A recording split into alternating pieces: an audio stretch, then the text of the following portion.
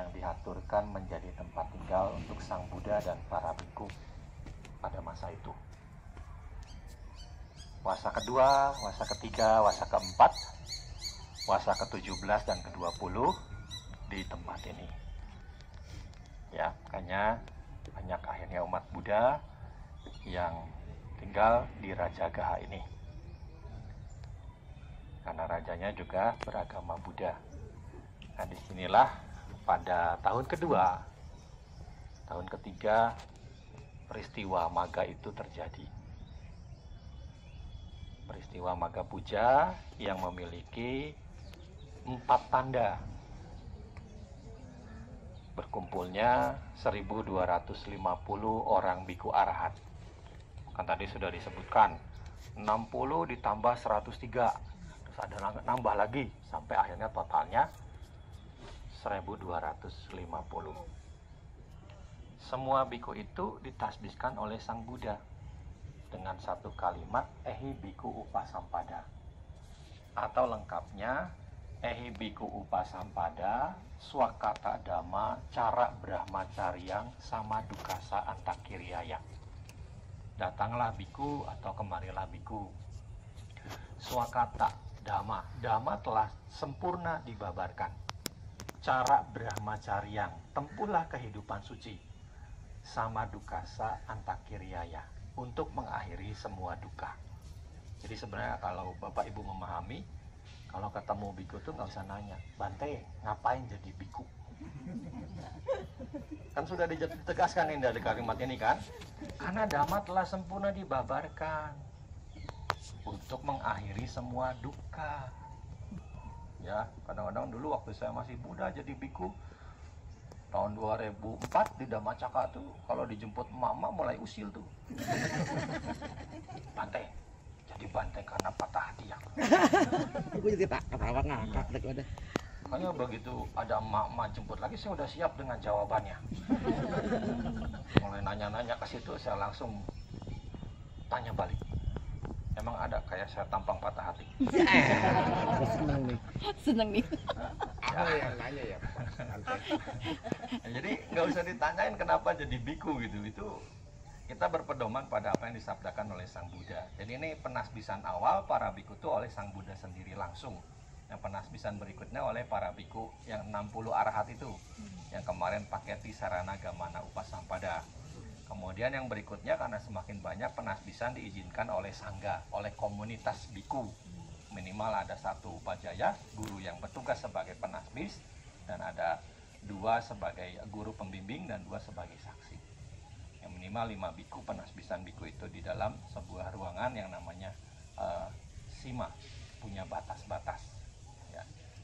Yang tidak semua, apa istilahnya, itu sebagai tempat upacara sangga. Nah, semuanya sudah arahat, kemudian punya kemampuan batin, punya abinya, 5 abinya duniawi, 1 abinya di atas duniawi. Ya, punya kemampuan baca pikiran, punya mata dewa, punya telinga dewa, punya kesaktian. Nah, yang paling tinggi itu kemampuan melenyapkan kotoran batin, asawa kayanya. Jadi kalau ada orang sakti-sakti ya kita mah biasa-biasa aja sebenarnya mah. Ya, itu hal yang biasa. Dari mana itu didapat? Dari mengolah pikiran. Dari mengolah pikiran. Kenapa? Kalau pikiran kita ini kita olah, pikiran itu punya power yang sangat kuat. Kalau kita baca di dalam Mahaparinibbana Sutta, Sang Buddha menjelaskan ada 8 sebab gempa bumi. Salah satu dari 8 sebab gempa bumi itu, kalau seandainya ada orang yang meditasi pakai kasina tanah, dia bisa bikin gempa bumi. Ya, kenapa? Karena meditasinya menggunakan objek tanah. Jadi karakter sifat tanahnya dia udah tahu. Jadi dengan kekuatan pikiran dia bisa bikin gempa bumi. Dan di zaman Sang Buddha juga ada beberapa kota itu berubah jadi hutan dari kekuatan pikiran para brahmana, dari kekuatan pikiran para pertapa. Jadi karena penduduk kota itu aneh-aneh, akhirnya sama pertapa itu ya istilahnya istilahnya seperti dikutuk lah. Ya, tapi ini nggak bagus ya, seperti apa ngutuk. Pertapa kan harusnya berlatih. Makanya kesaktian tertinggi itu adalah melenyapkan noda batin. Kan Dewa Data menguasai 5 abinya duniawi kan. Dia bisa berubah jadi anak kecil, dia bisa berubah diri segala macam. Tapi itu bukan tujuan tertinggi. Ya makanya saya sering menjelaskan, sekarang kita meditasi itu nggak perlu mencari kesaktian. Kenapa? Karena seiring dengan perkembangan teknologi, apa yang dulu kita anggap ajaib dan sakti sudah terjawab. Ya kan? Mau bicara jarak jauh gampang. Handphone, ada kuota, ada sinyal, nggak terlaris. Ya kan? Mau jalan di atas air gampang, banyak perahu sekarang. Ya kan? Mau terbang, banyak pesawat. Ya, banyak sekarang. Jadi kita nggak usah meditasi biar bisa terbang pantai. Ngapain? Cuma kita sendirian terbang masuk wilayah Indonesia, emang nggak ditembak tuh sama TNI AU? Iya kan? Kenapa? Karena setiap negara kan punya teritori darat, laut, udara. Nah kalau kita bisa terbang dari meditasi, terbang sendirian, udah nggak zaman. Bahaya buat diri kita. Ya, tembak nanti di orang pesawat luar asing aja selalu dikawal ya masuk Indonesia. Makanya hati-hati. Jadi nggak perlu cari-cari yang begitu. Jadi bagaimana kita itu mencari kemampuan untuk melenyapkan loba dosa moha, kebodohan, keserakahan, dan kebencian. Itu yang bahaya. 3 akar kejahatan itu yang membuat kita menderita. Ya, nah, punya 6 kesaktian. Nah, kemudian mereka semua datang tanpa diundang, tanpa ada kesepakatan ke Weluwana Arama. Jadi jauh-jauh pada kumpul, pada datang, nggak ada kesepakatan sebelumnya. Nah, saat itu kemudian Sang Buddha membabarkan apa yang namanya Owada Patimokkha. Tadi kita bacakan petikannya, Kanti Paramang Tapo Titika Nibandang Paramang Wadanti Buddha Nahi Pambacito Parupagati. Ini isinya sebenarnya buat para biku. Kenapa? Yang hadir kan para biku itu kan. Tapi relevan juga buat umat awam. Kenapa? Karena praktik kesabaran itu kan bukan cuma buat para biku aja kan.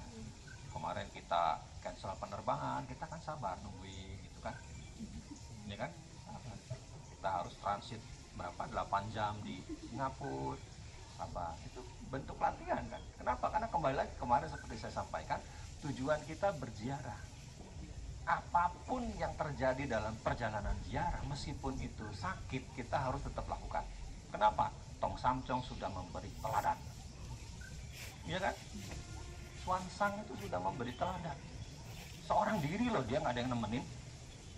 Gokong Wucing Patkai itu tokoh tambahan yang ditambahkan 1 milenium setelah Tong Samcong. Jadi kalau Tong Samcong melakukan perjalanan di abad ke-7 pada zaman dinasti Tang, Gokong Wucing Patkainya itu ditambahkan pada sekitar abad 15-16. Jadi biar ceritanya seru. Makanya kalau Bapak Ibu mau baca buku aslinya juga ada. Ya, Swansang itu kan pernah juga ada filmnya kan, itu durasinya 2 jam itu. Ya, benar-benar jalan sendiri. Seorang diri. Kalau kita kan ber-17, ada si Mukes juga mengawal itu. Dia seperti escort gitu, dia pengaman juga kan. Kalau kita deketin orang-orang sini kan dia calo. Pergi sono. Ya, kalau nggak ada orang sini kita juga bahaya. Ya, jadi dia seperti escort yang ngamanin kita lah, bodyguardnya lah. Ya, jadi ini ya khotbahnya singkat. Padahal bikunya kan banyak. Kenapa? Tadi sudah ada jawabannya sebenarnya. Karena sudah mencapai arah. Ya iya. Sudah bebas dari noda batin. Mau apa dikhotbahin lama-lama? Iya kan? Mau apa dikhotbahin panjang-panjang? Kecuali kita yang belum bebas dari noda batin. Harus lebih banyak lagi belajar dhamma. Iya kan? Ini cerminan buat kita sebenarnya, ya challenge buat kita. Makanya jangan males ke wihara. Ya belum jadi apa-apa loh, belum bebas dari 4 alam penderitaan kita ini. Ya, dia harus rajin-rajin ke wihara, belajar dhamma, praktik dhamma. Jadi ini tempat peristiwa Magga Puja di sini. Ya, jadi ada 5 wasa Sang Buddha habiskan di sini. Tahun kedua, tahun ketiga, tahun keempat, tahun ke-17 dan 20. Tadi juga sudah disampaikan masalah khotbah Sigalowada Sutta atau Sigalaka Sutta. Kemudian ada Sakapan Hasuta, ada Isigili Sutta, ada kayaknya Mahasamaya Sutta, itu dikhotbahkan juga di puncak Bukit Gijakuta. Karena itu para dewa mendatangi Sang Buddha. Ya, Mahasamaya Sutta di kitab suci Digha-Nikaya. Ya, Raja Bimbisara, raja pertama yang memberikan support. Nah, di situ juga Sang Buddha kemudian memberikan anugerah bahwa dua murid utama beliau adalah Bante Sariputta dan Moggallana. Ya, Agasawaka itu dianugerahkan di tempat ini juga. Ya, karena Bante Sariputta dan Moggallana itu asalnya dari Nalanda. Ya, sama, basicnya sama seperti Pangeran Siddhartha, anak orang kaya yang sehari-hari bergelimang kemewahan, tapi kemudian jenuh dengan kemewahan tersebut. Makanya meninggalkan rumah, memasuki kehidupan sebagai pertapa. Di tahap awal, Upatissa dan Kolita menjadi pertapa, mereka berguru kepada Sanjaya, salah satu dari 6 guru yang hidup sejaman dengan Sang Buddha. Jadi di zaman Sang Buddha itu bukan cuma ada Sang Buddha aja, ada Sanjaya, ada Nigantanataputta, ada Pakuda Kacayana, ada Makali Gosala, ada Purana Kasapa. Jadi ada 6 guru yang hidup sejaman dengan Sang Buddha. Mereka masing-masing punya banyak pengikut. Ya, itu di sini. Nah, kemudian di Rajagaha ini juga tempat pertama kali Anathapindika bertemu dengan Sang Buddha. Ya, Anathapindika tinggalnya di Sawati. Sawati ibu kota kerajaan Kosala. Dia di sini punya saudara ipar. Ya. Jadi dia suka datang untuk urusan dagang, biasa nginep di rumah saudara iparnya. Nah, saat itu dia mau nginep, tapi saudara iparnya nggak nyambut. Semuanya pada sibuk. Dia bertanya-tanya, apa raja mau berkunjung ke rumah ini? Enggak. Kenapa? Kami besok mau dana makan kepada Sang Buddha. Nah, begitu mendengar kata Sang Buddha, dia langsung antusias gitu. Ya, makanya malam itu kan dia nggak bisa tidur, sampai terjaga 3 kali. Nah, ketika mendusin yang ketiga, dia udah subuh. Dia keluar dari kamarnya, ternyata pintu-pintu rumah di kamar saudara iparnya itu sudah terbuka semua, dibukain sama dewa. Nah, kemudian dia jalan ke tempat hutan Sitawana, tempat di mana Sang Buddha berada. Itu adanya di luar kota Rajagaha. Gerbang kota juga udah dibuka. Nah, begitu keluar dari kota raja, Anathapindika sempat ragu. Ini harus lewat kuburan nih. Nah, ada Yaka yang merupakan kerabatnya dari kehidupan lalu. Jangan takut Anathapindika, hayu jalan terus, jayu. Diterangi oleh Yaka ini sampai akhirnya ketemu dengan Sang Buddha.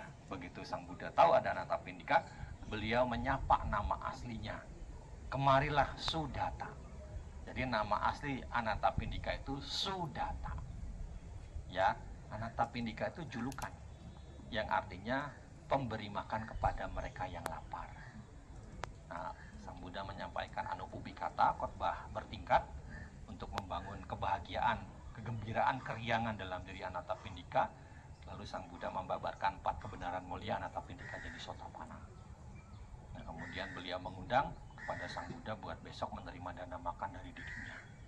Dan ketika Raja Bimbisara tahu, ya, Raja Bimbisara mau kasih kredit buat Anathapindika. Iya, tapi Anathapindika menolak. Iparnya juga mau kasih kredit. Ya, saya kasih pinjemin kamu uang. Enggak, saya nggak mau. Beda sama kita ya. Saya kasih pinjemin kamu uang. Oke. Cepet. Anathapindika nggak mau. Jadi dia pengen berdana dari tangannya sendiri. Jadi setelah itu baru kemudian Anathapindika mengundang Sang Buddha untuk ke Sawati. Ya, nanti kita ceritain lagi di Sawati. Anathapindika. Ya, to be continue. Jangan drakor aja to be continue. Ada pertanyaan?